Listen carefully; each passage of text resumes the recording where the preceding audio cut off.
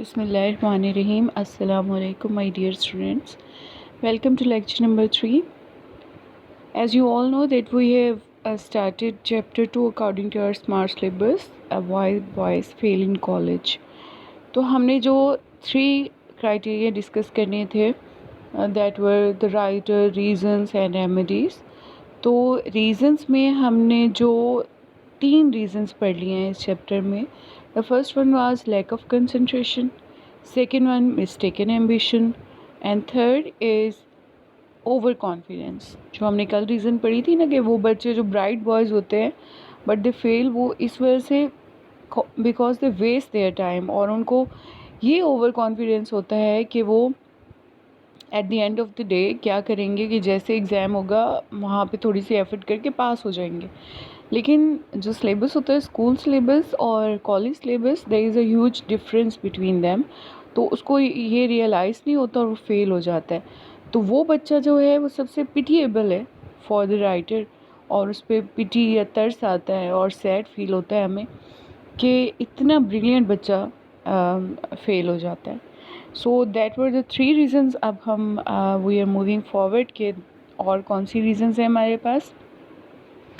So you have to open your books on page number 10. हम second paragraph start करेंगे जिसमें हम 4th reason discuss करने वाले हैं and that is the question of health. यानी यहाँ पे क्वेश्चन मीन्स नॉट क्वेश्चन सवाल, यहाँ पे क्वेश्चन मीन्स इशू, मसला.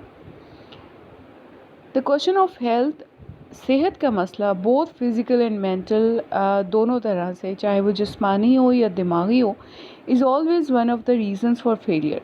ये भी एक वजह है और हमेशा से एक वजह है फेलियर की.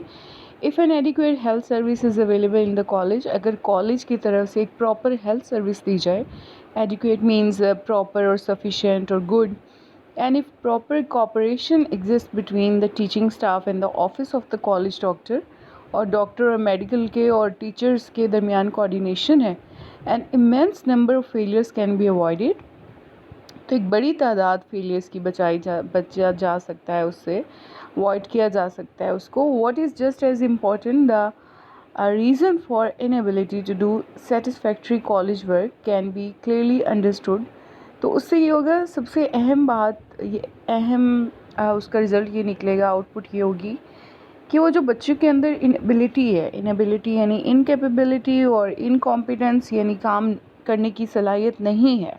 इनएबिलिटी का ऑपोजिट है इनएबिलिटी, यानी एबिलिटी ना होना.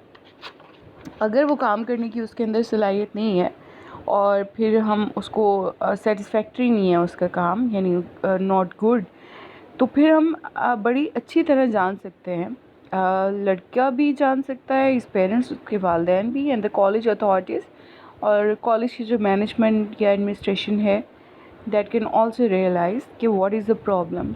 In the case of poor academic work, एक बच्चा है जो कि एकेडमिक वर्क यानी एजुकेशनल वर्क अच्छा नहीं कर रहा, पुअर है, the reason for which is not apparent, और उसकी रीज़न हमें क्लियर नज़र नहीं आ रही है. It is my custom. तो ये जो राइटर है वो अपनी बात करे कि मेरा ये कस्टम या मेरा रूल है या मेरी आदत है, हैबिट है, always to ask the student to undergo a thorough physical examination, कि वो एक अपना जिस्मानी मुआयना करवाए. थॉरो मीन्स कंप्लीट, और अंडरगो करना, गो थ्रू करना, उसमें से प्रोसेस में से गुज़रना. ठीक है. तो ये कहता है कि मेरी हैबिट है कि जब एक बच्चा अच्छा परफॉर्म नहीं कर रहा होता तो मैं बच्चे से कहता हूँ कि आप अपना फ़िज़िकल चेकअप कराओ और कंप्लीट चेकअप कराओ.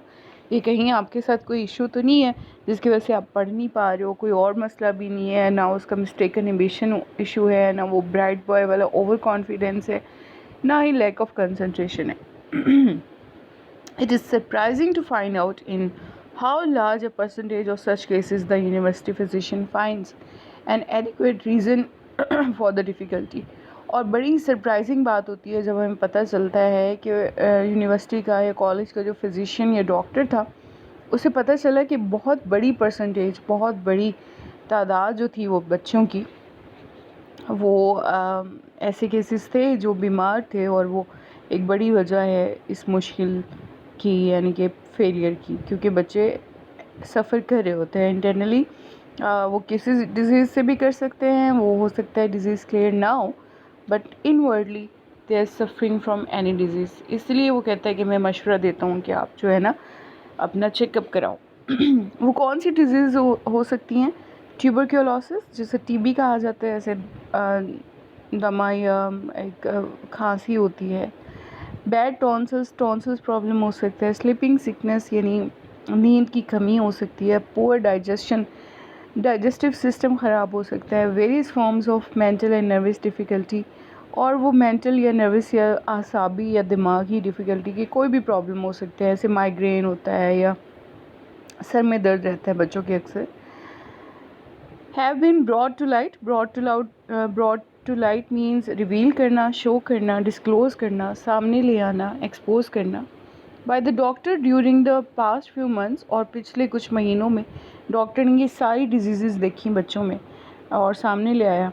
To the unspeakable relief of the student and enlightenment of the faculty. इससे एक तो बच्चे को रिलीफ मिला, रिलीफ मतलब थोड़ा कंफर्ट हुआ उसको और थोड़ा क्योर हुआ, उसको सुकून मिला। और दूसरा किसको मिला? दूसरा जी पेरेंट्स को या हमें यानी टीचर्स को रिलीफ मिला और इनलाइटमेंट हुई। इनलाइटमेंट का मतलब है अवेयरनेस या नॉलेज। हमें भी पता चला कि ये जो रीज़न है फेलियर की, ये हेल्थ प्रॉब्लम, ये कितनी बड़ी प्रॉब्लम है। अनस्पीकेबल को हम कहेंगे अनडिस्क्राइबेबल, यानी जिसको बयान नहीं किया जा सकता। तो जैसे ही डॉक्टर ने हमें बताया कि बच्चे इतनी सारी डिजीज़ का शिकार है, तो टीचर्स को तो नॉलेज मिला ही, बच्चे को भी बहुत सुकून मिला कि आखिर उसे पता चला। Occasionally one meets an old fashion person. Occasionally means often, sometimes, कभी कभी होता है कि कोई एक वालिद साहब हैं या वालदा हैं, बहुत ही ओल्ड फैशन मतलब कंजर्वेटिव टाइप, यानी बड़ी ऑर्थोडॉक्स और इस किस्म के लोग होते हैं जो पुराने ख्याल रखते होते हैं। Like the father who told me a few months ago that, कुछ महीने पहले एक ऐसे पुराने ख्यालात के दकियानूसी किस्म के कंजर्वेटिव से ऑर्थोडॉक्स टाइप पेरेंट मेरे पास आए। और although we had arranged to have his son's tonsils removed without expense. हमने ये सोचा था कि उनके बेटे के टॉन्सिल्स थे गले में, और हमने कॉलेज की तरफ से एक्सपेंसेस पे करने का भी सोचा था, या हमने जो भी कलेक्शन की और ये डोनेशन की कि हम बच्चे का इलाज कराएंगे और टॉन्सिल्स रिमूव करेंगे। He would not consent to the operation. लेकिन उन फादर ने कहा कि मैं ऑपरेशन की इजाज़त नहीं दे सकता, कंसेंट नहीं दूंगा। ही असर्टेड होता है क्लेम करना, दावा करना, बार बार ये कहना that God put those tonsils in his son's throat for some good purpose, कि अगर खुदा ने उसके बच्चे को टॉन्सिल्स नहीं है तो कोई अच्छी वजह होगी, कोई मसलियत होगी। And that he would not stand for their removal, और वो बर्दाश्त नहीं करेगा कि उनको रिमूव किया जाए। मतलब कि पेरेंट्स भी इस तरह के पुराने ख्यालात के होते हैं कि उनको वहम होता है कि हम ऐसा नहीं कर सकते या खुद ही ठीक हो जाएंगे या खुदा ही की तरफ से है। Since the boy was absorbing too much poison to permit proper application to his college work, तो हुआ ये कि बच्चे के टॉन्सिल्स की वजह से वो बहुत ज़्यादा पॉइजन एब्जॉर्ब कर रहा था, क्योंकि उसको प्रॉब्लम होती थी पढ़ने में, कॉलेज वर्क में एप्लीकेशन प्रॉपर नहीं कर रहा था, यानी हार्ड वर्क नहीं कर रहा था, उसको परमिट ही नहीं करता था ये पॉइजन और ये तकलीफ़। We had to ask him to go home, तो हमने उससे कहा कि बेटा आप घर जा सकते हैं। Of course such cases are rare. हाँ, मोस्टली ऐसा नहीं होता, बहुत कम ऐसे पेरेंट्स होंगे जो अपने बच्चों की इस तरह की सिकनेस को क्योर ना करना चाहते हो, यकीनन ऐसा बहुत कम है। But it is necessary to keep constantly in mind the simple fact.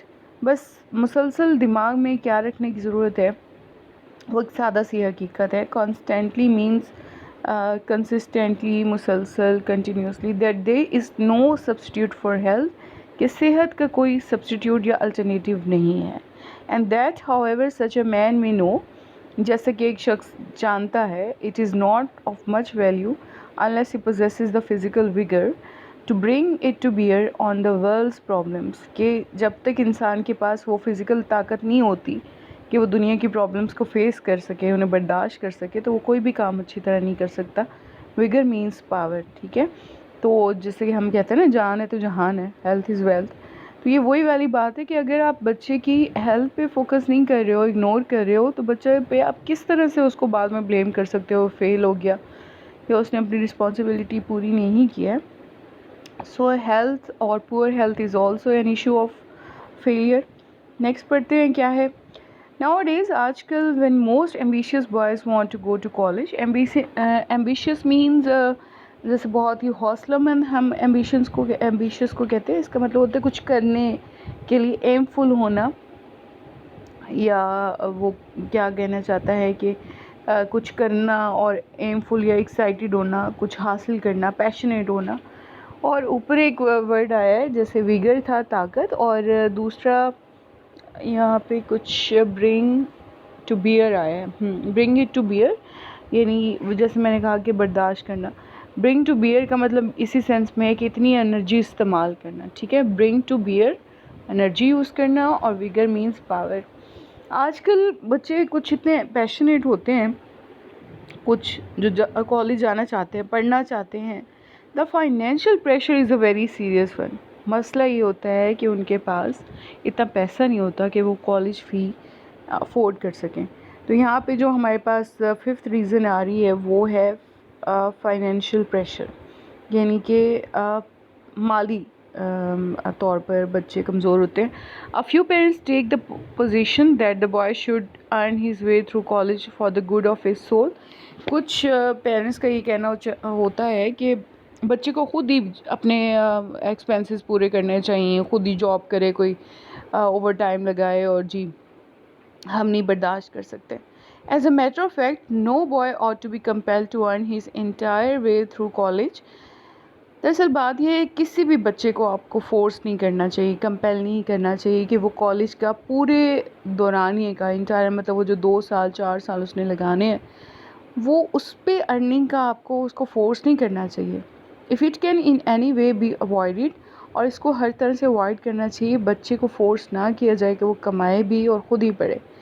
Not only does he get a mighty poor leaving, इसका क्या निकलता है रिज़ल्ट कि ना सिर्फ बच्चा बहुत ज़्यादा उसकी लिविंग प्रोसेस जो है वो ख़राब होता है, मतलब कि उसका लिविंग स्टाइल अफेक्ट होता है, but a mighty poor education as well. उसका एजुकेशन भी उस पर भी बड़ा अफेक्ट पड़ता है, और पढ़ नहीं सकता. ज़ाहिर है एक बच्चा कमाएगा, पैसे कमाता रहेगा, तो पढ़ने के लिए उसके पास टाइम कहाँ होगा. If the boy ought to go to college at all, अगर बच्चे ने कॉलेज जाना है, उसे जाना चाहिए. He ought to be trusted to make good use of reasonable contribution from his parents toward his expenses. तो वो उसका ये हक बनता है, वो ये ओ करता है, वो चाहता है कि उसके पेरेंट्स ही कंट्रीब्यूट करें, उसके एक्सपेंसेस बर्दाश्त करें. Any parent owes this much to his son. इतनी रिस्पॉन्सिबिलिटी तो होती है पेरेंट्स की कि वो अपने बच्चे का ख़र्चा उठाएं. ओस का मतलब होता है रिस्पॉन्सिबिलिटी, यानी जैसे हम कहते हैं ना कि वो उनका फ़र्ज़ बनता है. The boy did not ask his parents to bring him into the world. बच्चे ने नहीं कहा था पेरेंट्स को कि आप उसे इस दुनिया में वजूद में लेके आएँ.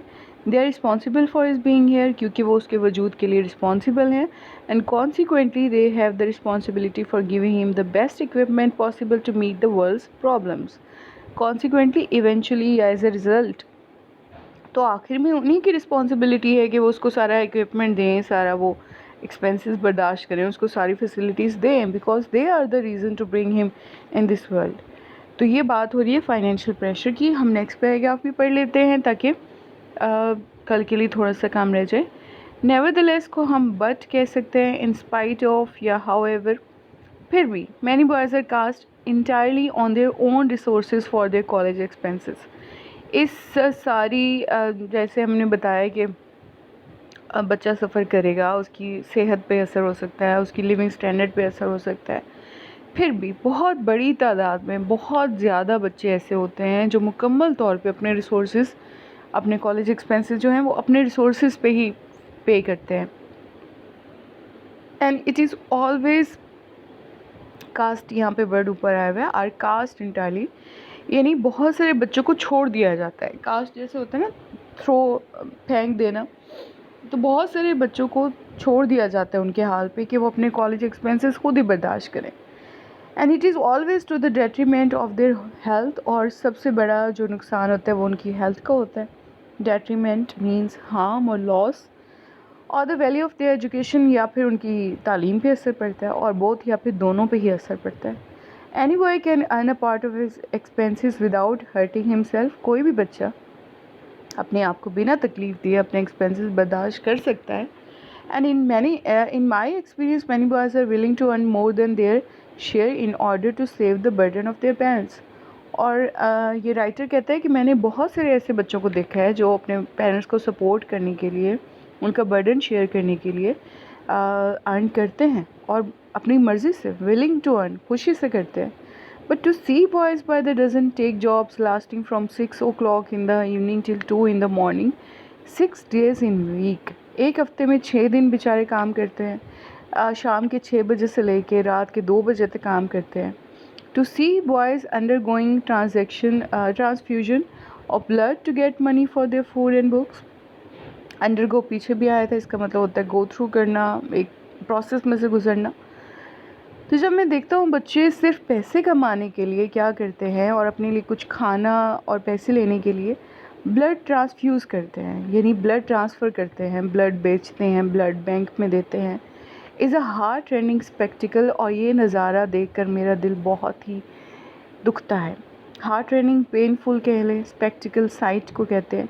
यानी बहुत सारे बच्चे ऐसे हैं जो कि कमाते हैं ब्लड डोनेट करके या ब्लड सेल करके, अपना खर्चा पूरा करते हैं, और ये देखना बहुत तकलीफ़ देता है। So it's enough for today. कल इंशाल्लाह हम इस चैप्टर को कंप्लीट करेंगे, और आपने बहुत ही अच्छे तरह से इसको पढ़ लेना है, रिवाइज़ कर लेना है। ओके।